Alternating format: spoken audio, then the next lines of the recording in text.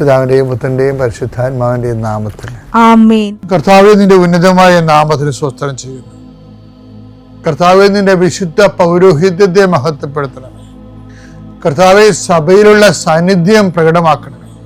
40 വർഷം ഞാൻ അർപ്പിച്ച കുർബാനയുടെ യോഗ്യതയെ കൃപാസ്ഥാനത്താറെ ജീവനോടെ പ്രത്യക്ഷപ്പെട്ട പരിശുദ്ധ അമ്മയുടെ മാധ്യസ്ഥത്തിൽ ഞാൻ അങ്ങയുടെ മക്കൾക്ക് വേണ്ടി പ്രാർത്ഥിക്കുന്ന കർത്താവേ, ലോകം മുഴുവനും ഉണർന്നിരിക്കുന്ന സമയത്ത് ഈ പ്രാർത്ഥനയിൽ പങ്കെടുക്കുന്ന ഓരോ മക്കള്, ഇന്ന് കടന്നു പോകുന്ന ഓരോ വഴികള്, ഓരോ ഉദ്യമങ്ങള്, ഓരോ ജീവിത ലക്ഷ്യങ്ങള്, അമ്മേ പരിശുദ്ധമേ ദേവമാതാവേ, കൃപാസ്ഥാനത്താറെ ജീവനോടെ പ്രത്യക്ഷപ്പെട്ട അമ്മയുടെ സാന്നിധ്യം, സഞ്ചാരി മാതാവേ, സമയത്തിന്റെ അധികാരി, ഈ മക്കളുടെ കൂടെ പോകണമേ എന്ന് പ്രാർത്ഥിക്കുന്നു.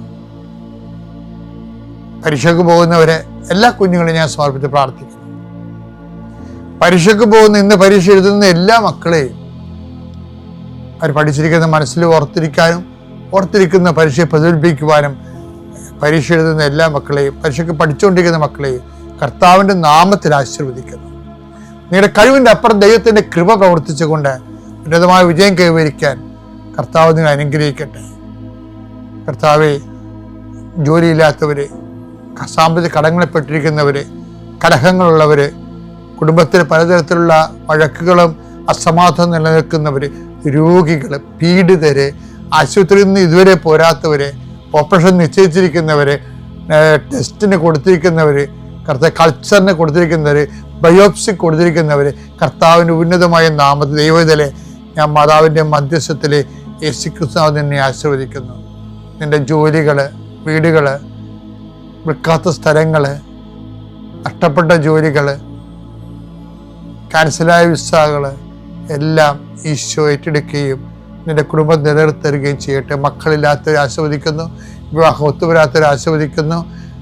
റബ്ബറിൽ നിന്നും, കേര കർഷകരിൽ നിന്നും, തൊഴിലാളികളിൽ നിന്നും തൊഴിൽ നഷ്ടപ്പെട്ടവരെയും വരുമാനം കുറഞ്ഞു പോയവരെയും കർത്താവിൻ്റെ നാമത്തെ ആശീർവദിക്കുന്നു.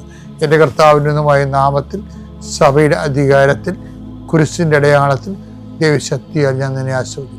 അമ്മേ പരിശുദ്ധ അമ്മേ, അമ്മേ പരിശുദ്ധമേ, ദൈവമാതാവേ, കൃപാസനത്തിലൂടെ ഞങ്ങളുടെ ദേശത്തിനും അമ്മ മധ്യസ്ഥം തേടി തന്ന എല്ലാ അനുഗ്രഹങ്ങൾക്കും കൃപകൾക്കും ഞങ്ങളിപ്പോൾ ഹൃദയം നിറഞ്ഞ നന്ദി പറയുന്നു.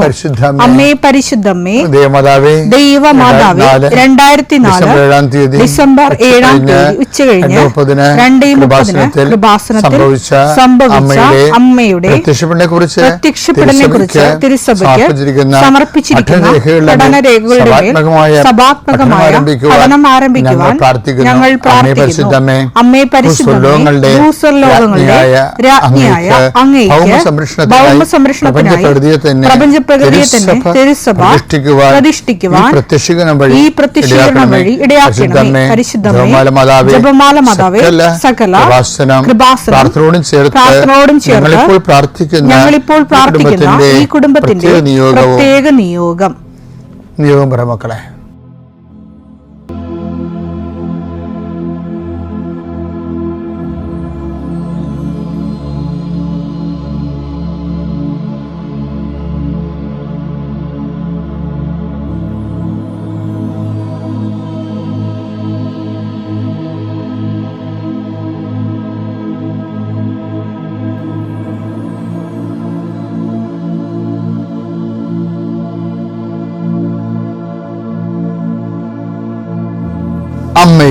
അമ്മയുടെ പ്രത്യക്ഷീകരണത്തിന്റെ ഈ അനുഗ്രഹവേളയിൽ ഞങ്ങൾക്ക് സാധിച്ചു തരുവാൻ കനിയണമേ. ആമേൻ. ധൂർത്തപുത്രന്റെ കഥകൾ നമ്മൾ കഴിഞ്ഞ ആഴ്ച എടുത്തില്ലേ അല്ലേ? അതിൻ്റെ അകത്തൊരു വാൽക്കഷ്ണം വന്നിട്ടുണ്ട്. ഇടയ്ക്കുള്ള, അതായത് പ്രസവിച്ചില്ലേ, ധൂർത്തപുത്രന്റെ അയാൾ വന്നിട്ട് പറയണ എന്താ? ഇളയ മകൻ വന്നിട്ട് അപ്പനോട് പറയുന്നതാ, അങ്ങയുടെ ദാസൽ ഒരുവനായി എന്നെ സ്വീകരിക്കണമേ. അല്ലെ, അങ്ങനെ പറയണില്ലേ? അങ്ങനെ ഇപ്പോഴാണ് ദാസനാകാൻ പോണതേ.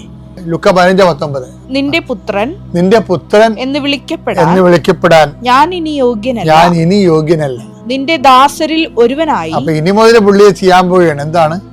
നിന്റെ ദാസരിൽ ഒരുവനായി എന്നെ സ്വീകരിക്കണമേ. അപ്പൊ അത് ഇനി മുതലാണ്, ഞാൻ ഇനി യോഗ്യനല്ല, അതുകൊണ്ട് ഇനി മുതൽ എന്നെ ദാസനായി സ്വീകരിക്കണമെന്നാണ് അല്ലേ.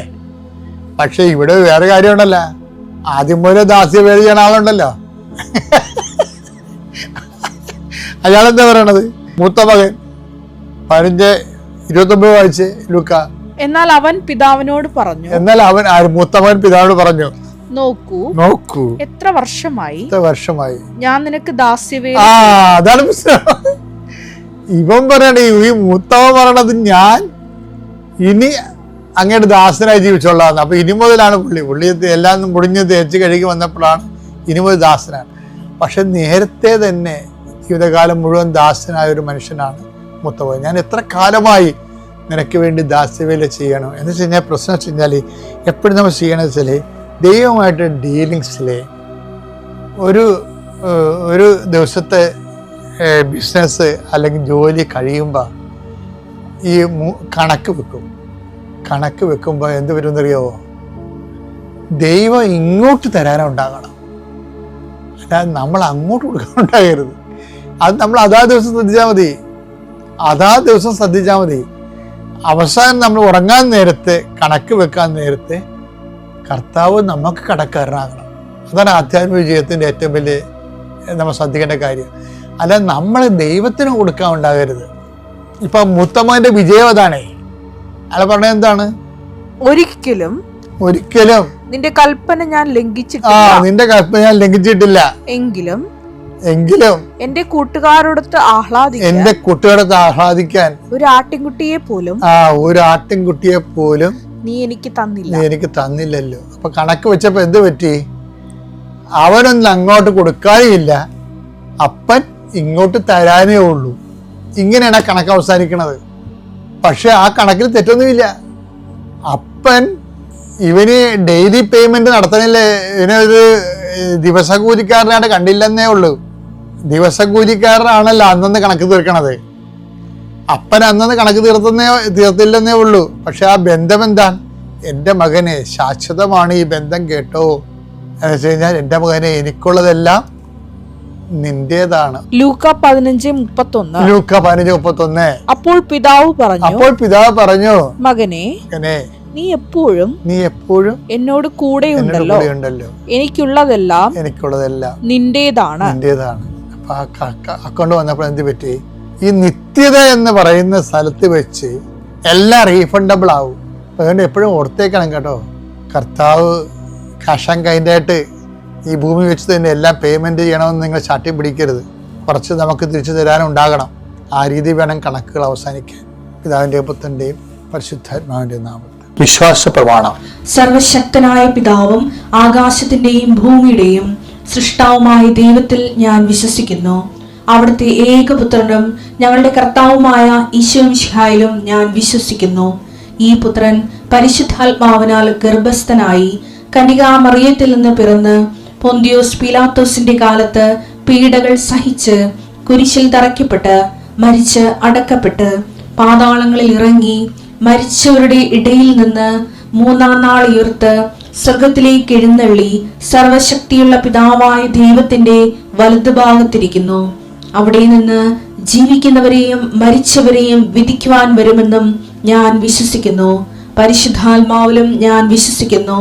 വിശുദ്ധ കത്തോലിക്കാ സഭയിലും പുണ്യവാന്മാരുടെ ഐക്യത്തിലും പാപങ്ങളുടെ മോചനത്തിലും ശരീരത്തിന്റെ ഉയർപ്പിലും നിത്യമായ ജീവിതത്തിലും ഞാൻ വിശ്വസിക്കുന്നു. ആമേൻ. സ്വർഗ്ഗസ്ഥനായ ഞങ്ങളുടെ പിതാവേ, അങ്ങയുടെ നാമം പൂജിതമാകണമേ. അങ്ങയുടെ രാജ്യം വരണമേ. അങ്ങയുടെ തിരുമനസ് സ്വർഗത്തിലെ പോലെ ഭൂമിയിലും ആകണമേ. അന്നു വേണ്ടുന്ന ആഹാരം ഇന്ന് ഞങ്ങൾക്ക് തരണമേ. ഞങ്ങളോട് തെറ്റ് ചെയ്യുന്നവരോട് ഞങ്ങൾ ക്ഷമിക്കുന്നത് പോലെ ഞങ്ങളുടെ തെറ്റുകൾ ഞങ്ങളോടും ക്ഷമിക്കണമേ. ഞങ്ങളെ പ്രലോഭനത്തിൽ ഉൾപ്പെടുത്തരുതേ, തിന്മയിൽ ഞങ്ങൾ രക്ഷിക്കണമേ. ആമേൻ. കർത്താവ് അങ്ങയുടെ കൂടെ സ്ത്രീകളിൽ അങ്ങ് അനുഗ്രഹിക്കപ്പെട്ടവളാകുന്നു. അങ്ങയുടെ ഉദരത്തിൻ ഫലമായി ഈശോ അനുഗ്രഹിക്കപ്പെട്ടവനാകുന്നു. പരിശുദ്ധ മറിയമേ, തമ്പുരാന്റെ അമ്മേ, പാപികളായ ഞങ്ങൾക്ക് വേണ്ടി ഇപ്പോഴും ഞങ്ങളുടെ മരണസമയത്തും തമ്പുരാനോട് അപേക്ഷിക്കണമേ. ആമേൻ. പരിശുദ്ധ പരമ ദിവ്യകാരുണ്യത്തിന് ആരാധനയും സ്തുതിയും പുകഴ്ചയും ഉണ്ടായിരിക്കട്ടെ. എന്റെ പ്രിയപ്പെട്ടവർ, ഇതാണ് ഇതിന്റെ ഒരു പ്രോസസ്സിങ്. നമ്മൾ വിസ പ്രോസസ്സിംഗ് എന്ന് പറയത്തില്ലേ, അതുപോലെ കവനൻ്റ് പ്രോസസ്സിംഗ് ആണിത്. എന്താണ്? ഫസ്റ്റ് ടൈം എഫ് വേർഡ് കേൾക്കുക. സെക്കൻഡ് സ്റ്റെപ്പ് കർത്താവിൻ്റെ വചനം ആദ്യമേ കേൾക്കുക. രണ്ടാമത്തെ സ്റ്റെപ്പ് എന്താണ്? ഹൃദയം നുറങ്ങണം. കർത്താവിൻ്റെ വചനം കേട്ടിട്ട് വചനത്തെ അനുപേക്ഷണമായിട്ട് യോഹന്നാൻ 15:3 വർക്കൗട്ട് ചെയ്യണം. Take the word of God. Sudhikada. Hallelujah. Hallelujah. Hallelujah. Hallelujah. Hallelujah. യേശുവേ നന്ദി. Hallelujah. Hallelujah. യോഹന്നാൻ 15:3 ഞാൻ നിങ്ങളോട് പറഞ്ഞ വചനം നിമിത്തം ഞാൻ നിങ്ങളോട് പറഞ്ഞ വചനം നിമിത്തം നിങ്ങൾ വിശുദ്ധി ഉള്ളവരായിരിക്കുന്നു. വചനം കേൾക്കുമ്പോൾ സത്യസന്ധമായിട്ട് അതിനോട് സഹകരിക്കാൻ തയ്യാറാണെങ്കിൽ ഓട്ടോമാറ്റിക്കായിട്ട് വിൽ ബി നിങ്ങളുടെ ഹൃദയം നുറുങ്ങിയിരിക്കും. അപ്പോൾ എന്താ സംഭവിക്കണത്? ഹൃദയം നുറുങ്ങിയിട്ട് ജനങ്ങൾ ചോദിക്കണ ഫസ്റ്റ് ക്വസ്റ്റ്യൻ.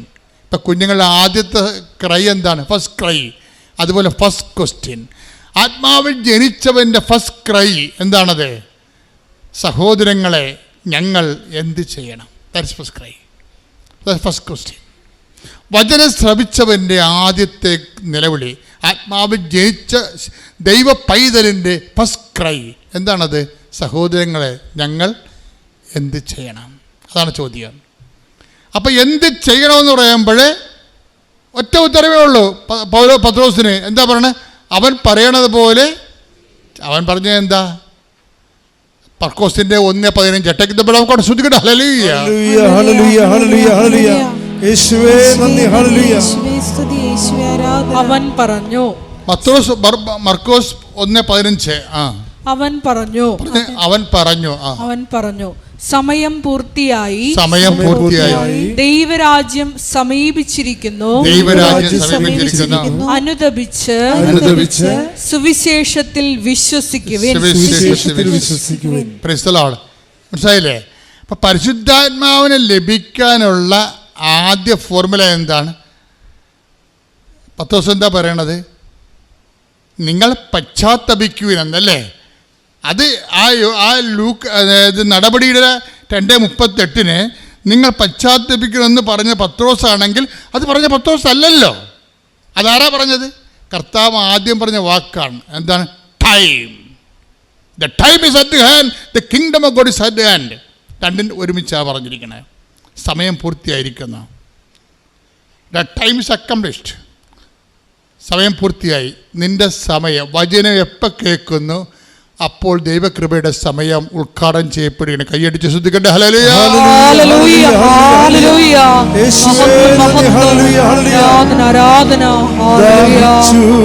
നിന്നെ ഞാൻ തേടുന്നു, സ്വർഗം തുറന്നിറങ്ങി നീ വരണേ. ദാഹിച്ചു നിന്നെ ഞാൻ തേടുന്നു,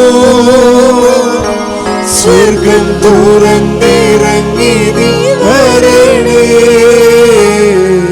ആത്മാവ ദൈവമേ വരണേ, എന്റെ ഉള്ളിൽ വസിക്കാൻ വരണേ. ഇത് പേര് സിമ്പിളാണ്. നോക്കിയേ, ആദ്യമേ പെന്തക്കോസ്തായിൽ ആത്മാവിനെ പത്രോസിന് ലഭിക്കുന്നു, സ്ലീഹന്മാർക്ക് ലഭിക്കുന്നു. അത് കണ്ടു നിന്ന ജനങ്ങൾക്ക് അഭിഷേകത്തോടെ അവർ ചോദിക്കുന്നു, എന്താണ്? ഈ ആത്മാവിനെ ഞങ്ങൾക്കും സ്വീകരിക്കണം, അതിന് ഞങ്ങൾ എന്ത് ചെയ്യണം? അപ്പോൾ ഞങ്ങൾ എന്ത് ചെയ്യണമെന്ന് ചോദിക്കുമ്പോൾ അത് കവനന്റിൻ്റെ ഫോർമാറ്റാണ്. പത്രോസ് എന്താ പറയും? അവൻ പറയണ പോലെ നിങ്ങൾ ചെയ്യണം. അവൻ എന്താണ് ആദ്യം പറഞ്ഞത്? അവൻ പറഞ്ഞത് മർക്കോസ് 1:15 എന്താണ്? നിങ്ങൾ പശ്ചാത്തപിക്കണം, ദൈവരാജ്യം സമീപിച്ചിരിക്കുന്നു, സുവിശേഷത്തിൽ വിശ്വസിക്കണം. അപ്പോൾ സുവിശേഷത്തെ വിശ്വസിച്ചുകൊണ്ട് ആ സുവിശേഷം ആക്ടിവേറ്റ് ചെയ്ത് കഴിയുമ്പോൾ, ലൈഫിൽ ചെയ്യുമ്പോൾ നിങ്ങളുടെ സമയം പൂർത്തിയാകും. അപ്പോൾ എന്ത് ചെയ്യും? അപ്പോൾ ആത്മാവിനെ കിട്ടും. അപ്പം കവനൻ്റ് എന്ന് പറയുന്ന ഉദ്ദേശം എന്താണ്? ഒരു ഉടമ്പടിയുടെ അൾട്ടിമേറ്റ് ടൈമും ഫസ്റ്റ് ടൈമും ലാസ്റ്റ് ടൈമും ആത്മാവിൻ്റെ അഭിഷേകമാണ്. കൈയടിച്ച് ശ്രദ്ധിക്കട്ടെ. ഹല്ലേലൂയ. ഹല്ലേലൂയ. ഹല്ലേലൂയ. സന്തോഷത്തോടെ ശ്രദ്ധിക്കട്ടെ. മേടിച്ച ആൾ സമ്മതിക്കുകയും ചെയ്തു. അതിനുശേഷം ഞങ്ങൾ ആഗസ്റ്റ് 21 വേറെ വീട്ടിൽ പുതിയൊരു വീട് പണിത് അതിൽ താമസമായി. പിന്നെ എൻ്റെ മക്കൾക്ക് വേണ്ടിയാണ് ഞാൻ സാക്ഷ്യം പറയുന്നത്. എൻ്റെ 2 മക്കൾ, ഒരാൾ +2-നും ഒരാൾ 10-ലുമാണ് പഠിച്ചിരുന്നത്.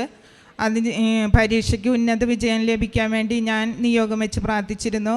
അതിൻ്റെ ഫലമായി എൻ്റെ മകൾക്ക് +2-ന് ഫുൾ A+ ലഭിക്കുകയും എൻ്റെ മകന് 10-ൽ ഉന്നത വിജയം ലഭിക്കുകയും ചെയ്തു. അമ്മേ മാതാവേ, അങ്ങേക്ക് 1000 നന്ദി പറയുന്നു. എൻ്റെ പേര് മോളി ആൻ്റണി. എൻ്റെ മകൾക്ക് കല്യാണം കഴിഞ്ഞ് 6 വർഷമായിട്ട് മക്കളില്ല. ചെന്നൈയിൽ നിന്നാണ് ഞങ്ങൾ വരുന്നത്. പല പല ഡോക്ടറെ കണ്ടും പല ട്രീറ്റ്മെൻറ്റുകൾ ചെയ്തു. എൻ്റെ മകൾക്ക് ഒന്നും സാധിച്ചില്ല. അവസാനം കൃപാസനത്തിലെ മാതാവിൻ്റെ കാര്യം ഞാൻ എൻ്റെ ചേച്ചി മുഖാന്തരം അറിയുവാനിടയായി. അപ്പോൾ ഞങ്ങൾ പല പ്രാവശ്യം വരാൻ ഒരുങ്ങിയിട്ടും ഞങ്ങൾക്കിവിടെ വരാൻ സാധിച്ചില്ല. പല പല തടസ്സങ്ങളായിരുന്നു. അവസാനം 2020 ജനുവരി 23 ഞങ്ങൾ കൃപാസനത്തിൽ വന്ന് ഞാൻ ഉടമ്പടി എടുക്കുകയും മോൾക്ക് വേണ്ടി ഇപ്പോൾ മാതാവിനോട് കരഞ്ഞു പ്രാർത്ഥിച്ചിട്ട് പോയി. അവിടെ ചെന്ന് 1.5 മാസം കഴിഞ്ഞ് എൻ്റെ മകൾ പ്രഗ്നൻ്റായി. 6 വർഷത്തിന് ശേഷം മാതാവ് ചെയ്ത അനുഗ്രഹത്തിനായി നന്ദി. ദൈവകുമാരനും നന്ദി. പേര് സുധർമ്മ തെരേസ. വീട് തൃശ്ശൂർ കാട്ടൂരാണ് വീട്. ഞാൻ 2019 മെയ് 16 വന്നാണ് ഇവിടെ ഉടമ്പടി എടുത്തത്. ഉടമ്പടിയിൽ 6 നിയോഗങ്ങൾ വെച്ചത് എല്ലാം സാധിച്ചു കിട്ടി. അതിൽ 1ാമത്തെ നിയോഗം, സ്വന്തമായിട്ടൊരു ഭവനം ഉണ്ടായിരുന്നില്ല, സ്ഥലം ഉണ്ടായിരുന്നില്ല എനിക്ക്. അത് മാതാവിനോടും ഈശോയോടും പ്രാർത്ഥിച്ചതിൻ്റെ ഫലമായിട്ട് എനിക്കത് ലഭിച്ചു. പിന്നെ എൻ്റെ മകന് ഖത്തറിൽ ജോലിക്ക് പോയിട്ട് അവിടെ മെഡിക്കൽ ചെക്കപ്പ് നടത്തിയപ്പോൾ തിരിച്ചു പോരാൻ പോയതാണ്. ആ സമയത്താണ് ഞാനിവിടെ വന്ന് ഉടമ്പടി എടുത്തത്. എൻ്റെ അടുത്ത ഇടവകയിലെ പള്ളിയിൽ നിന്നൊരു പത്രം കിട്ടി. ആ പത്രം കൊണ്ട് വഴി അറിയാതെ ആ പത്രം പിടിച്ച് ഞാനിവിടെ വന്നതാണ്. അന്ന് ഉടമ്പടി കണ്ണീരോട് കൂടി എടുത്തു. ആ മെയ് 25 എൻ്റെ മകൻ തിരിച്ചു വരേണ്ടതാണ്. ഇവിടെ 16 വന്ന് ഉടമ്പടി എടുത്തു. 23 അവനെ 2ാമത്, അതങ്ങനെ വിളിക്കില്ല അവർ ചെക്കപ്പിന്, പക്ഷേ 2ാമത് അമ്മ മാതാവിനോട് പ്രാർത്ഥിച്ചതിൻ്റെ ഫലമായിട്ട് 2ാമത് ചെക്കപ്പിന് വിളിച്ചു. പോസിറ്റീവായി. അവന് ജോലി കിട്ടി. ഇപ്പോൾ 2-3 വർഷമായി. സാക്ഷ്യം പറയാനായിട്ട് കൊറോണ കാരണം വരാൻ സാധിച്ചില്ല.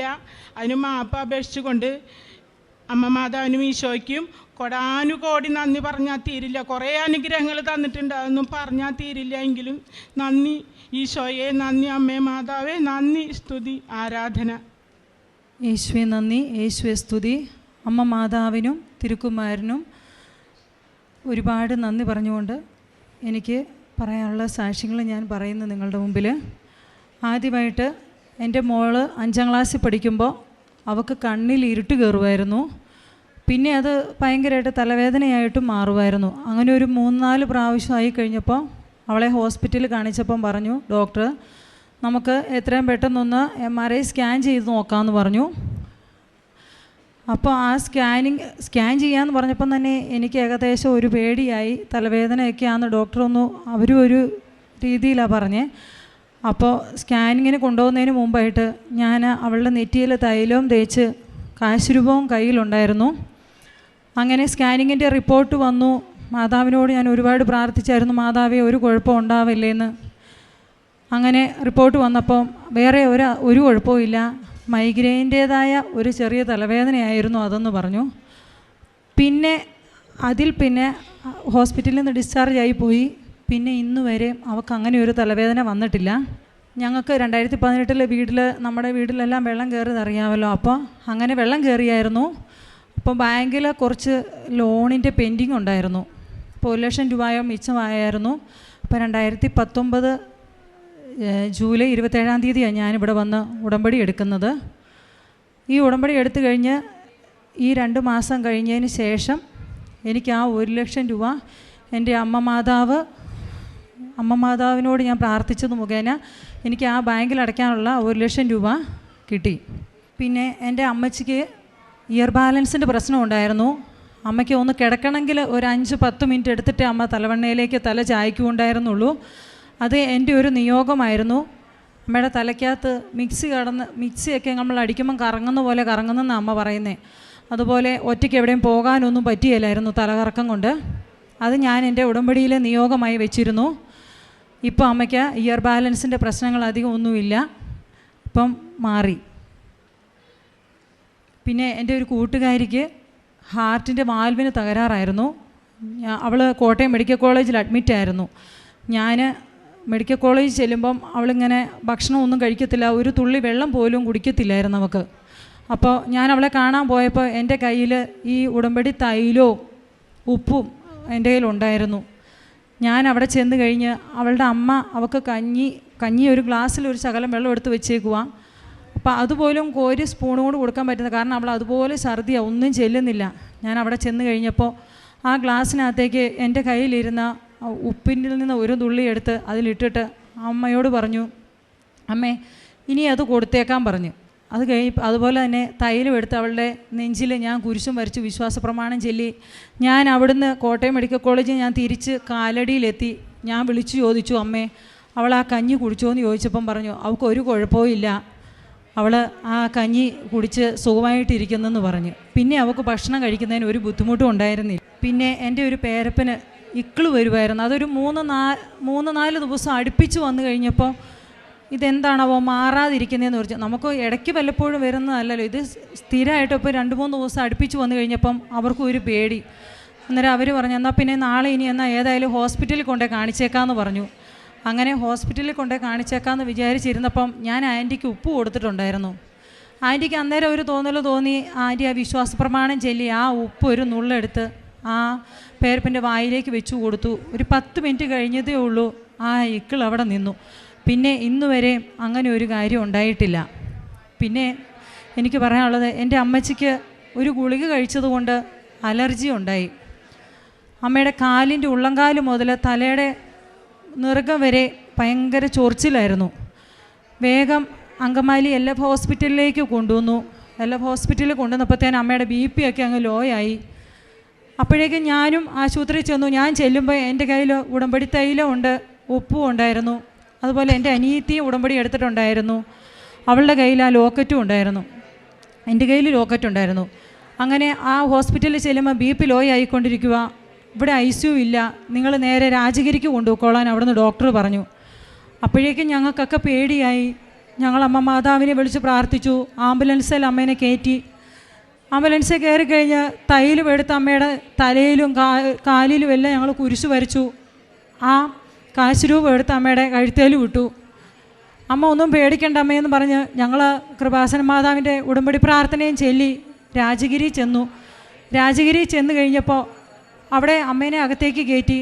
ഒരു 10 മിനിറ്റ് കഴിഞ്ഞപ്പം ഡോക്ടർ വന്ന് പറഞ്ഞു ഒരു കുഴപ്പവും ഇല്ല കേട്ടോ, അമ്മയ്ക്ക് BP ഒക്കെ കറക്റ്റായി, ഒരു പ്രശ്നവും ഇല്ലെന്ന് പറഞ്ഞു. ലിറ്റിൽ ഫ്ലവർ ഹോസ്പിറ്റൽ എന്ന് പറയുമ്പോൾ നമുക്കറിയാം അത്യാവശ്യം വലിപ്പമുള്ളൊരു ഹോസ്പിറ്റലാണ്. അവിടെ ICU കയറ്റാൻ വേണ്ടിയിട്ട് ഇല്ലാതിരുന്ന സ്ഥാനത്ത് നിന്ന് അമ്മയെ വിട്ടതാണ് രാജഗിരി ഹോസ്പിറ്റലിലേക്ക്. അവിടെ ചെന്ന് ഈ ആംബുലൻസിൽ വെച്ച് ഞങ്ങൾ ഉടമ്പടി പ്രാർത്ഥനയും ചൊല്ലി തൈലവും തേച്ചത് വഴി എൻ്റെ അമ്മ മാതാവ് അമ്മച്ചിക്ക് ഒരു കുഴപ്പവും ഇല്ലാതെ സുഖപ്പെടുത്തി തന്നു.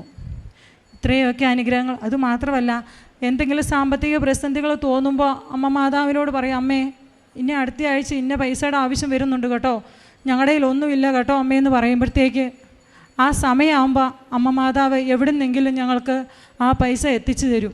എൻ്റെ അമ്മ മാതാവിനും തിരുക്കുമാരനും ഇത്രയേറെ അനുഗ്രഹങ്ങൾ തന്നതിന് ഞാൻ നന്ദി പറയുന്നു. യേശുവെ നന്ദി, യേശുവെ സ്തോത്രം. എൻ്റെ പേര് രഞ്ജു മോൾ അനസ്കറിയ. ഞാൻ പൊൻകുന്നത്തുനിന്ന് വരുന്നു. ഞാൻ 2019 മാർച്ച് 27 ഞാൻ ഉടമ്പടി എടുത്തത്. ഉടമ്പടി എടുത്തു കഴിഞ്ഞ് ഞാൻ 6 നിയോഗങ്ങളാണ് ഇവിടെ സമർപ്പിച്ചത്. അതിനകത്ത് 4 നിയോഗങ്ങൾ പരിശുദ്ധ അമ്മയുടെ മധ്യസ്ഥ അയച്ചതിൻ്റെ ഫലമായിട്ട് എനിക്ക് പരിശുദ്ധ അമ്മ സാധിച്ചു തന്നു. ഒന്നാമത്തെ സാക്ഷ്യം എന്ന് പറഞ്ഞാൽ, ഞാൻ വിദേശത്തേക്ക് പോകാൻ ഒരുപാട് ട്രൈ ചെയ്തായിരുന്നു, ഒരുപാട് ഇൻ്റർവ്യൂകൾ അറ്റൻഡ് ചെയ്തു, പക്ഷേ എനിക്കൊന്നും കിട്ടിയില്ലായിരുന്നു. അത് കഴിഞ്ഞ് 2021 ജാനുവരിയിൽ ഞാൻ ബെഹറിൻ്റെ ഒരു ഇൻ്റർവ്യൂ അറ്റൻഡ് ചെയ്യുകയും ഡിഫൻസ് ഹോസ്പിറ്റലിലോട്ട് എനിക്ക് സെലക്ട് ആകുകയും ചെയ്തു.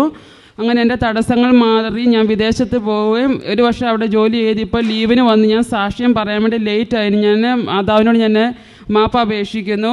രണ്ടാമത്തെ സാക്ഷ്യം എന്ന് പറഞ്ഞാൽ, എൻ്റെ പരിശുദ്ധ അമ്മയുടെ പ്രാർത്ഥനയുടെ ഫലമായി എൻ്റെ ഹസ്ബൻഡിൻ്റെ ഫാദറിന് 25 വർഷമായിട്ട് മദ്യപാനമായിരുന്നു.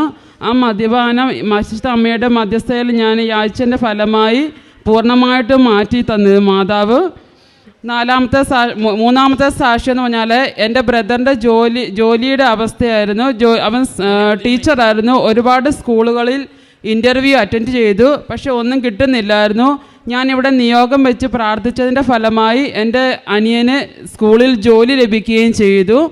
നാലാമത്തെ എൻ്റെ നിയോഗം ഞാൻ വെച്ച് എൻ്റെ ഹസ്ബൻഡിൻ്റെ ബ്രദർ സ്ഥലം വാങ്ങിച്ചു. ആ സ്ഥലത്തിന് ഒരുപാട് തടസ്സങ്ങൾ നേരിട്ടു. അത് പേരിലാക്കാനും അവിടെ വീട് പണിയാനും സാധിക്കുന്നില്ലായിരുന്നു. ആ സ്ഥലത്തിൻ്റെ പേര് ഞാൻ നിയോഗം വെച്ച് ഡേറ്റ് ഇട്ട് ഞാൻ മാതാവിൻ്റെ അടുത്ത് പ്രാർത്ഥിച്ചു. അങ്ങനെ മാർച്ചിൽ ആ സ്ഥലത്തിൻ്റെ എല്ലാ തടസ്സങ്ങളെയും മാറ്റി മാതാവ് ആ സ്ഥലം പേരിലാക്കാൻ